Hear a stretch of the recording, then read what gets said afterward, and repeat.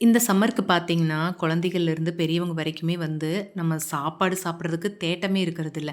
இந்த மாதிரி ஏதாவது ஒரு ட்ரிங்க் குடுத்தா குடிச்சுக்கலாம். ஒரு நேரம் மீல கூட ஸ்கிப் பண்ணிடலாம் அப்படிங்கிற ரேஞ்சுக்கு தான் எல்லாரும் சுத்திட்டுருக்கோம்.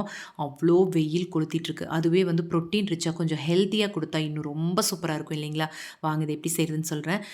3 டேபிள் ஸ்பூன் அளவுக்கு பாசிப்பருப்பு நல்லா கழுவிட்டு இந்த மாரி குக்கர்ல போட்டு வறுத்துருங்க. வறுத்ததுக்கு அப்புறமா தேவையான அளவுக்கு தண்ணி ஊத்திட்டுங்க, 1 கேரட் முழு கேரட் கழுவி தோல் சீவிட்டு நல்லா பொடியா கட் பண்ணி எடுத்துக்கோங்க. அதையும் போட்டு 2 விசில் வச்சு எடுத்துட்டிங்கன்னா நல்லா வெந்துரும். ஆற வச்சு ஃபைனா பேஸ்ட் பண்ணிட்டு வந்துரலாம். அது நல்லா ஆறிட்டு இருக்கட்டும். ஸ்டீம் ரிலீஸ் ஆகட்டும். அதுக்குள்ள நம்ம வந்து ஜவ்வரிசி இத ஒரு 1/2 மணி நேரம் ஊற வச்சுட்டு, அதுக்கப்புறமா வேக வச்சிரலாம். இது வந்து ஒரு 4 டேபிள் ஸ்பூன் அளவுக்கு எடுத்திருக்கேங்க. நல்லா வெந்ததுக்கப்புறமா அதையும் ஆற வச்சு தனியா எடுத்து வச்சுருங்க.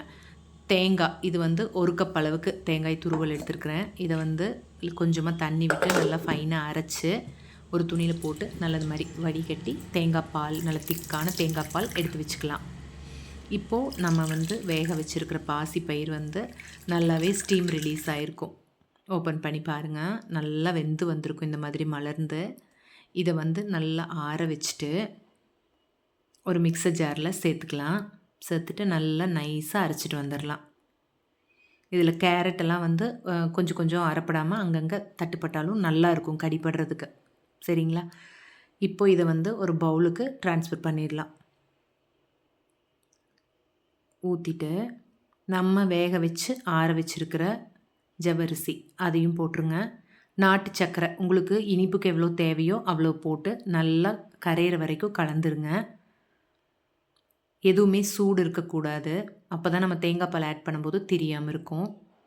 நம்ம எடுத்து வச்சுருக்கிற திக்கான தேங்காய் பால் அதையும் உள்ளே விட்டுக்கலாம். இது ரொம்ப ஹெல்த்தி, ப்ரோட்டீன் ரிச். ஒரு மீலுக்கு பதிலாக நல்ல ஒரு சப்ஸ்டியூட்டாக இருக்கும்.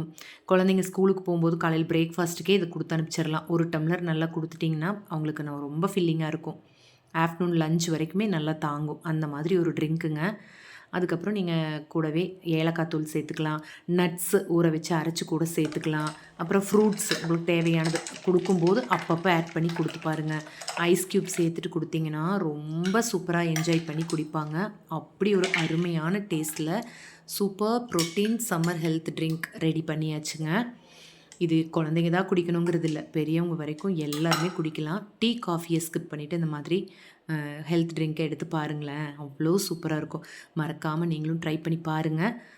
இந்த ரெசிபி உங்களுக்கு பிடிச்சிருந்ததுன்னா சப்ஸ்கிரைப் பண்ணி வச்சுக்கோங்க. இதே மாதிரி இன்ட்ரெஸ்டிங்கான ரெசிபீஸ் வந்து போடுறதுக்கு எனக்கும் ரொம்ப ஒரு உற்சாகமாக இருக்கும். சரிங்களா? இன்னொரு இன்ட்ரெஸ்டிங்கான வீடியோவில் பார்க்கலாம். டாடா.